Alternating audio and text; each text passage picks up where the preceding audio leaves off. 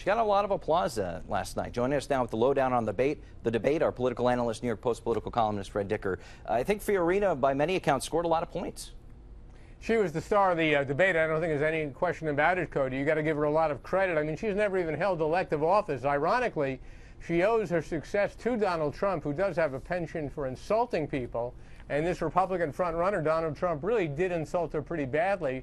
So the expectation was she had to come back at him, and she did it very effectively. I think she vaulted over Ben Carson and others, and really emerged as the big winner from last night. And kind of was able to take the Trump comments and, like Teflon, just kind of bounce it back or find a way to address them now, which is something that we haven't seen for some of these candidates. I have to say, just as an aside, it was a little hard to watch last night because a lot of the questions pitted these candidates against each other. It was just people just cutting each other off. But what does this mean in the long run, and what do you think, who emerged from this other than Fiorina going forward?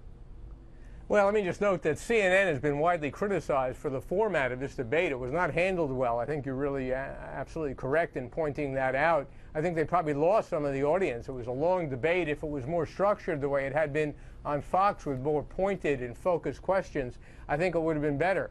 Look, Jeb Bush was a big loser from this debate. He's got to show that the backing that led him to be seen as the front runner by the establishment of the party is justified, and he's not showing that. Scott Walker, the Wisconsin governor, did nothing last night.